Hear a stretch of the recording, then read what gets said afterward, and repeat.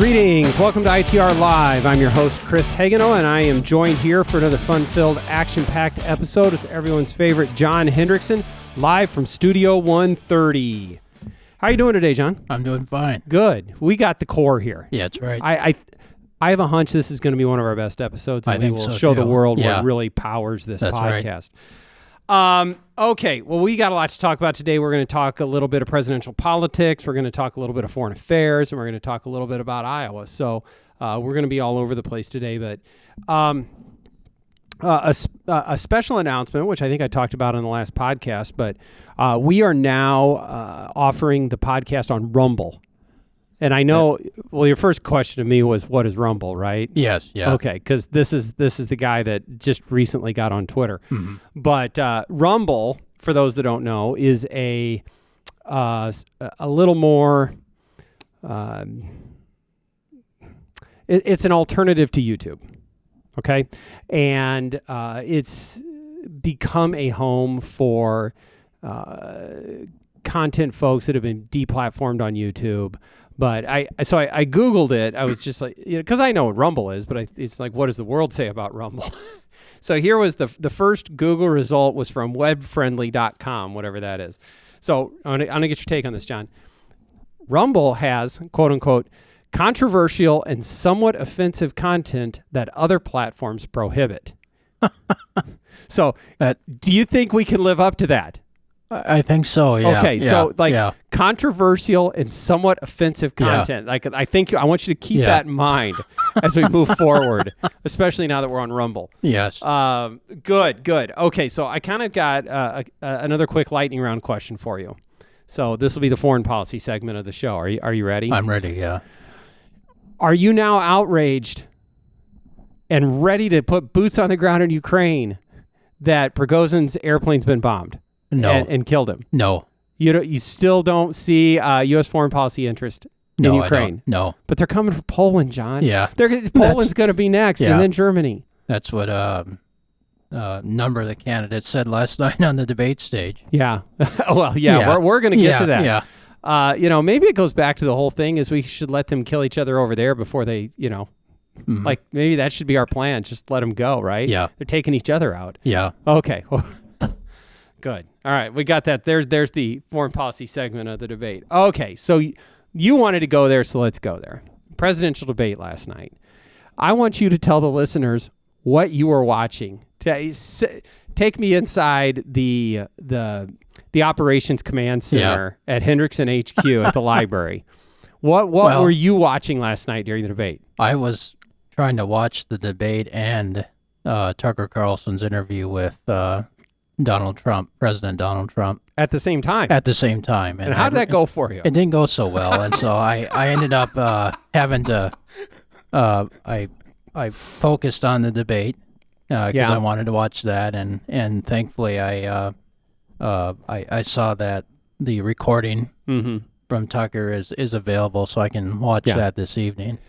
I didn't watch either one of them. I went and watched my 13-year-old football practice for a while, and by the time I got done with that, I was following along on Twitter. Mm-hmm. But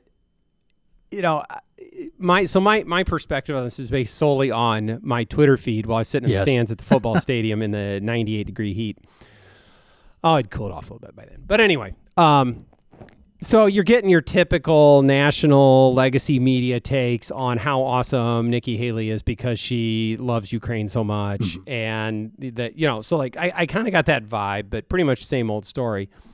And then I see the picture of the Trump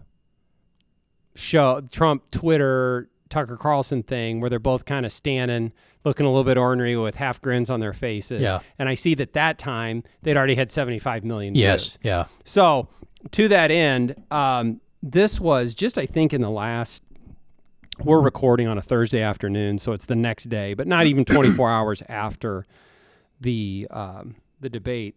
This will be the first time on the ITR Live podcast that I think we have read a Trump truth from Truth Social. Oh, okay. So here we go. Yeah. This is exciting. Yeah. So this is real Donald Trump on Truth Social. So this is his words, and I want you to tell me what part of this statement is wrong. 231 million views, and I fact-checked that. That is actually, he has gotten 231 million views of that video, and still counting. The biggest video on social media ever, more than double the Super Bowl. But please excuse me, I have to start getting ready to head down to Atlanta, Georgia, where murder and other violent crimes have reached levels never seen before, to get arrested, all caps, by a radical left, low-life district attorney, Fannie Willis, for a, all caps, a perfect phone call, comma, and having the audacity to challenge a, all caps, rigged and stolen election, parentheses, sick, for the spelling error. Caps, the evidence is irrefutable. Arrest time 7:30 p.m. What part of that is wrong? I don't know if any of it is. I doubt that a well-experienced DC-style campaign communications expert would write a tweet like this. Yeah. I think we can safely say that. But the point, I think, well, one, 231, we're going to get back to the debate because I think it's important, and there was some good stuff there. 231 million views. I don't care how many computers are running in the background, getting the clicker going, and every time someone scrolls through their feed and it plays 2 seconds, it counts as a play. All of that is true. Yes. It does not mean that 231 million people watched all 2 hours of that episode. In fact, I'm sure it's a tiny, minuscule fraction of that. But that's nuts.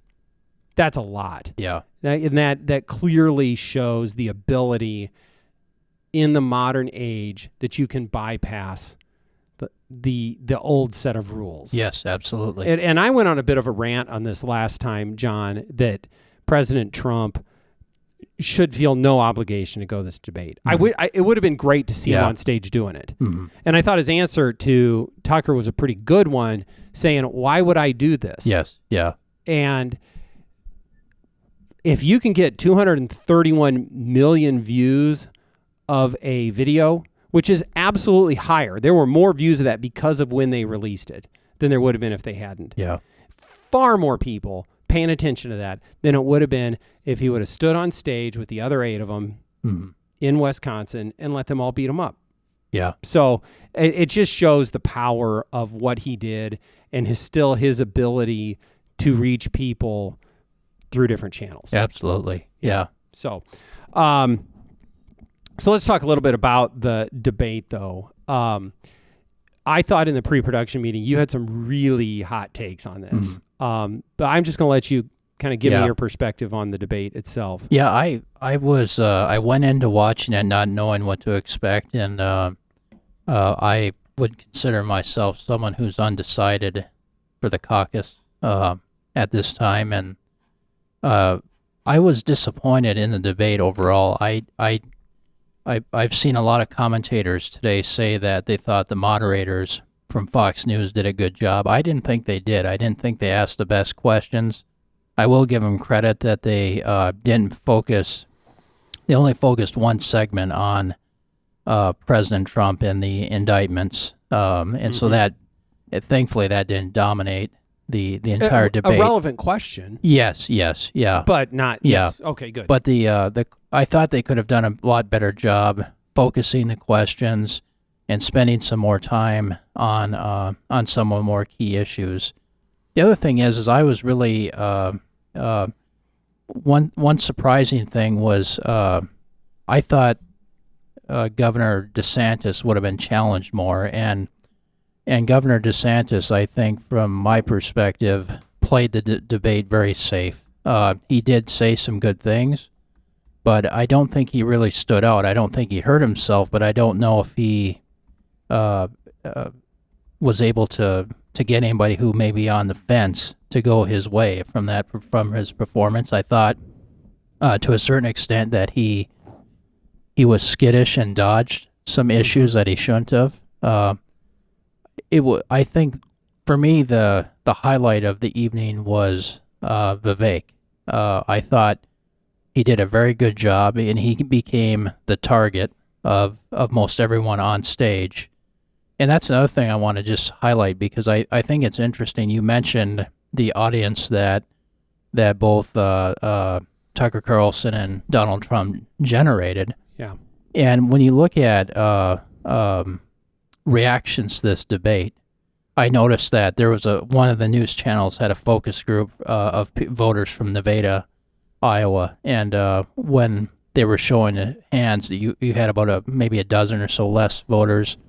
3 of them said DeSantis won, 4 said Nikki Haley, and a majority, I think 7 or 8, said Vivek won. And afterwards, I was talking with some people who are non-political, kind of their typical blue-collar Trump voters, and they, asking them, I said, what do you think of this debate? And they said, well, we really like Vivek.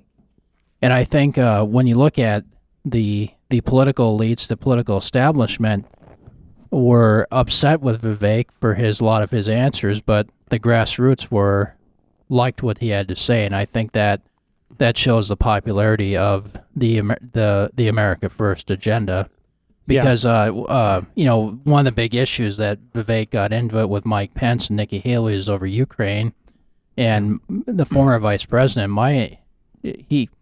to me, he resembled George W. Bush, the old neoconservative approach, and same with Nikki Haley.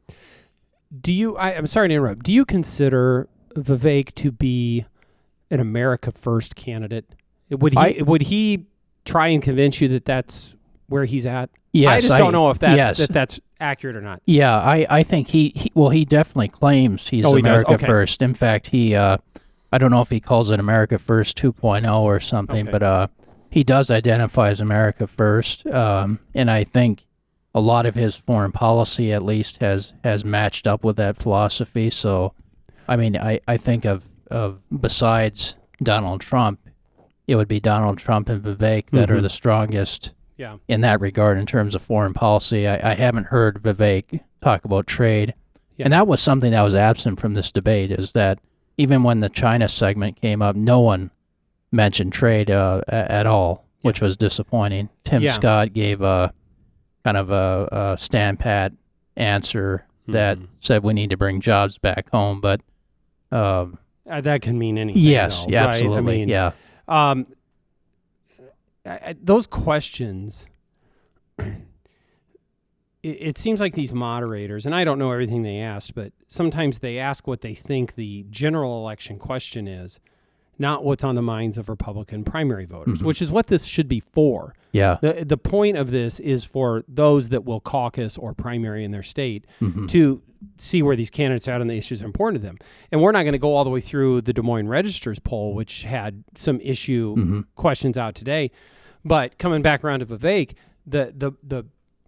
they asked which questions, are these going to change your mind or impact who you vote for? And it was border security. It was kind of a woke ideology question, and gender reassignment surgery. Yes. And so it's these, and I, it's not necessarily America First, although the first one on border security certainly is. Yes. But whatever you think of Vivek, he's really good on answering those questions. Yeah. He has the answers down. He is an incredible communicator on those things. And so I think if those are the issues that are on the minds of Republican primary voters, certainly the guy that's able to effectively give answers on them from a conservative point of view is going to shine. Yeah. I don't think there's any question. Well, now, it seemed to me like a lot of the other candidates were trying to, and I hope listeners don't take this the wrong way, because I think Ronald Reagan was an excellent president, but there seemed to be an attempt to go back to Reaganism, which is not necessarily bad, but I think in this day and age we're facing some new issues and really a need for a different style of conservatism than what Reagan did. And so I think Vivek, for a lot of people, it showed some original thinking compared to some of the cookie-cutter responses from a lot of the other candidates up there last night. Yep. Well, I I do. I think Vivek is very skilled and good at this. And what I'm still wrestling with is this idea of experience. Mm-hmm. And as I said to you this morning, John, I do not value experience as the thing for which we should vote for, because it's not necessarily a requirement. And nor does someone having experience as an executive, say as a governor, mean that they're going to be a good president. There's plenty of former governors that make terrible presidents. But I think that it's hard to know. And my example was, and I'm not suggesting that Kim Reynolds run for president, but I know because she's faced it as the leader of her state, that when faced with those hard decisions and when the left is coming for you, she stood strong. I know she will stand strong because she's proven it. And I don't know, taking the arrows on the presidential debate stage is different than taking the arrows when you've actually governed. It's something I'm wrestling with. But the obvious response to that is Donald Trump had never held elected office before, and he took the arrows just fine. I mean, he kept coming back for more. So it maybe I'm all wrong, but I do think there is some value to having done that, which is something that President Trump has done. He can clearly say, yes, I'm willing to stand in the gap. Governor DeSantis, look what I did in Florida on COVID specifically. Pretty much incontrovertible that he was strong when everyone else wanted to go a different direction. So that's the kind of stuff that I value, but we'll work through it. But there's no question. I can absolutely see why he has momentum, why Vivek has momentum, because he's really good at some of this stuff. Okay. I want to get off of this because we're already kind of going through our time here, John, but we got a chance to go on a road trip yesterday. Yes, we were in Council Bluffs, and we had, in conjunction with NFIB, we had a small sort of roundtable discussion with NFIB members, and but our guest for the day was Senator Dan Dawson, the Ways and Means Chairman in the Senate, and sort of the author of tax policy in the Senate. And it was we had an hour with Senator Dawson. It was fantastic. It was, and he was very, very forthcoming about what he's working on, where he's been. Clearly, he has spent the interim doing his homework, and clearly he wants to go more on income taxes. Yes, is on board for the path to elimination. And I mean, just on kind of the overall tone of it, I want to get to a couple specific things that he said here in a minute. But I mean, what was your perspective of that? I was really encouraged. I mean, he was very forthcoming, as you said, and he certainly is going to be the key architect of our next stage of income tax reform, and he has some great ideas. I think his ideas are well grounded, and I'm very excited. I was really encouraged by that meeting. Yeah, and me too. He's a believer in why we need to cut taxes, and really what I guess is music to my ears. And this is a little bit selfish, is he tells the whole story of where we've been. Yes, absolutely. Going back to the 2016 election, which is when he first got elected, and taking over the trifecta, and all of these things that we've done leading up to this point. And he tells that story well. But, and I think it was, I can't remember exactly from the meeting yesterday whether it was triggered by your question or whether he offered it up. But you and him had a good exchange on the two constitutional amendments which he had proposed last year. And you had recently written an article, which you can find at itrfoundation.org, about these two constitutional amendments. So tell me what they are and why you and him are on the same page on this, but take it away. Yeah. So this past session, Senator Dawson introduced a resolution that contained two constitutional amendments, basically. One, and they're both taxpayer protections. And the first would require a 2/3 majority vote of both houses of the legislature to increase income tax rates. And this is an important taxpayer protection because, one, it would make it obviously harder to raise taxes. But as Senator Dawson said, a lot of states are looking at wealth taxes, and so this would make it hard to implement that as well. The other one was to protect the Taxpayer Relief Fund, which I mean, we can talk more in detail what that is, but basically this is going to be the major avenue for eliminating the income tax, and that would be protected in the Constitution for only the purpose of income tax relief.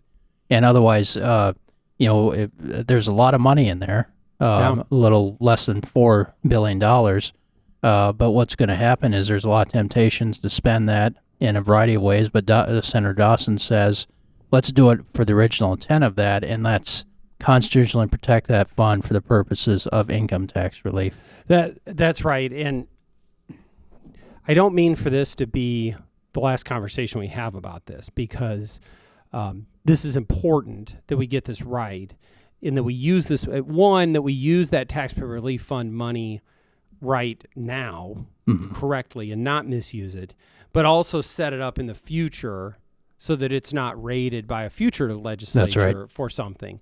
Because it comes back to the examples that the opponents of tax relief always give. It's often Kansas, so you don't like it, but these other places, well, it didn't work there. The problem has always been because they overspent. And this, and Senator Dawson recognizes this, is that limiting that pot of money from being spent on other things is part of the protection, part of making sure that our tax cuts work. And so don't misuse that, protect it. And then the 2/3 majority to raise taxes, that's great as well. So we're going to have much more to say that. And I'd like to, we're going to be doing more research and writing on the Taxpayer Relief Fund going forward, leading into session, because it is a critical part of the conversation about tax relief. But I guess maybe the big picture of the day is that the magnitude of, and we've talked over and over about it, and we'll keep talking about it, of just how significant the previous tax cut packages are to what we have said is the biggest set of tax cuts in the history of the Republic. Yes, absolutely. And not only that, but now here we are after having done it, and we're on the precipice of a bill next year which will take us to being the only state to ever eliminate its income taxes. I don't think it's overkill for us to talk about it often. No. As you said, Iowa led, you said this yesterday, Iowa led the nation with the state flat tax revolution, most extensive in the history. And we have the chance now to be the leader in eliminating income tax. Yeah. It's huge. And we've got leaders, and I know we've talked about Senator Dawson a lot on the show because he's right. He had the bill last year. Yes. That, as you have written about, that was, I think, the framework. It'll be updated and different. But we're fortunate that Senator Dawson is in the mix working on that, and we've got a governor that wants to lead on it, and Senator Whitver and House Republicans are talking about similar things of trying to get to eliminating. I mean, there is a unanimity of voice on this. Well, I don't know the unanimity, but at least of the leaders and the players, that these are the issues that we're working on next year. It's not; these aren't random, voices on the outside. Our leaders on tax policy are talking about doing this. Yeah, so, I wish every Iowa taxpayer could have heard Senator Dawson yesterday, because they would have been encouraged. And placing the taxpayer first is it was just really encouraging. Well, I do hope to have him on the podcast someday. So hopefully we can. We got a great relationship with Senator Dawson. So again, thank you for being part of that event, and we want to continue the conversation, do what we can to help the issue move forward. So, John, I think that's all the time we got today. So, folks out there, don't forget to like and subscribe. Check us out on YouTube. Check us out on your podcast platform, and on Rumble, because we're there too. So, anyway, with all that having been said, thank you, John, and we will see you next time on ITR Live.